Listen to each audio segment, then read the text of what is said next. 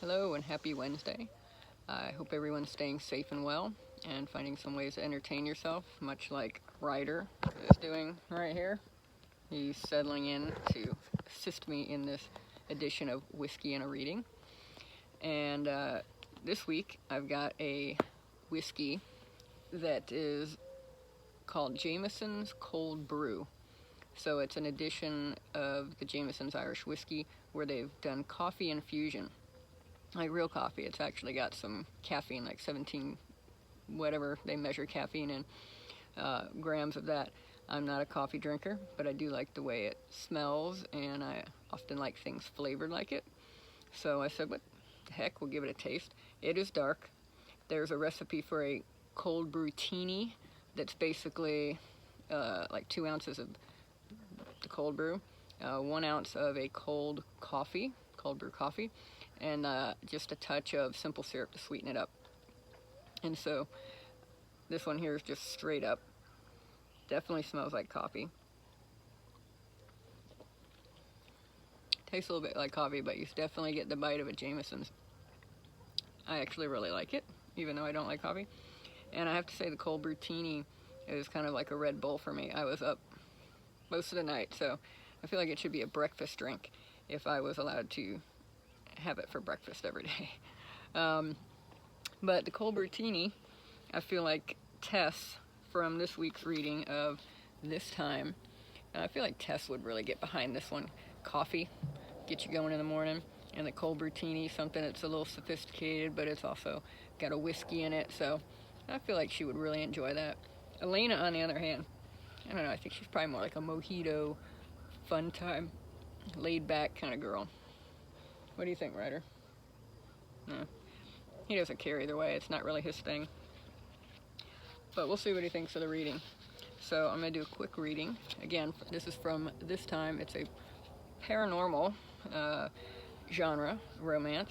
And this one kind of deals with past lives, reincarnated, soulmates reuniting. And so this is actually from chapter 23. Portland, August 12th, 2017. Thin rays of morning sun peeked through the living room. Ow. It's hard for me to concentrate when you're doing that. Okay. It feels good in an acupuncture kind of way. Sorry, let me start over.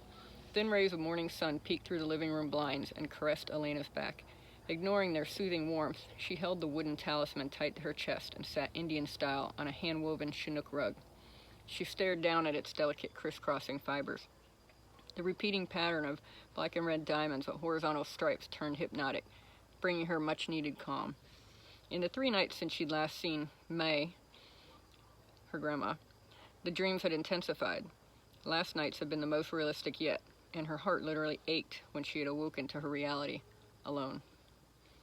I can't go on like this.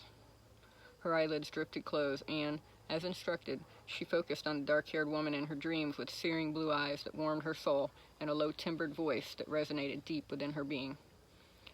Though all doors and windows were sealed, a warm breeze touched her skin, just like the one that had caressed her last night in the arms of her lover as they kissed, passionately in the forest on a summer day. It would be so easy to relive that memory over and over, but that was no longer enough. Her poor heart either needed more or she needed closure. Come what may, it was time to reach out. Maintaining her focus, Elena took a deep cleansing breath and looked her blue-eyed dream woman in the eye. Hi. I don't really know what I'm doing, but at this point I'll try anything. This is so weird. As the brief moment of doubt crept in, her door to the other world began to close, obscuring her lover from sight. Elena's heart clenched and she quickly steeled herself. Her focus returned with unprecedented determination, blowing the door wide open. I can do this. I will do this. She stepped through the doorway and into the realm of the whitest white she'd ever seen. Elena was forced to shield her eyes until a pair of sympathetic, blazing blues came into view. They dripped with as much hope as sadness, as if the heartache could be felt both ways. Was it even possible? There was only one way to find out. I don't know who you are, or where you are, or why you have such a hold on my heart, but I feel you. Every night I see you, and it's like we live another life together. And every morning, I wake feeling empty. Elena paused for a deep breath, feeling the honesty in her words. If she was going to throw it out into the universe, she was going all in. What was there to lose?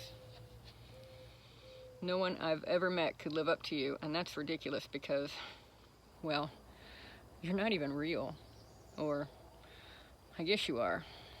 Somewhere. But not here. Point is, I'd like you to be real.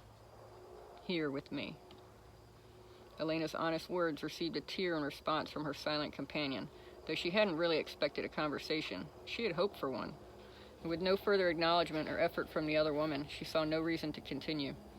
It seemed she wouldn't be getting any of the answers she had so desperately sought, but perhaps planting a seed of suggestion would prove whether or not any of this had ever been real. That had to be something, right? Anyway, Elena began, I'm sure I'll see you tonight. She stepped closer, extending her hand, but the woman was always out of reach. Elena sighed and dropped her head. If you are real, somewhere, and you can hear me, can you find a way to let me know? I really need to know. Okay? The woman only stared, confusion peppering the contours of her face as if processing the request, but she never responded. Her bright blue eyes dimmed and she turned to leave. A pulsing white light in the distance seemed to call to her, but she stopped and glanced over her shoulder to meet Elena's solemn gaze once more.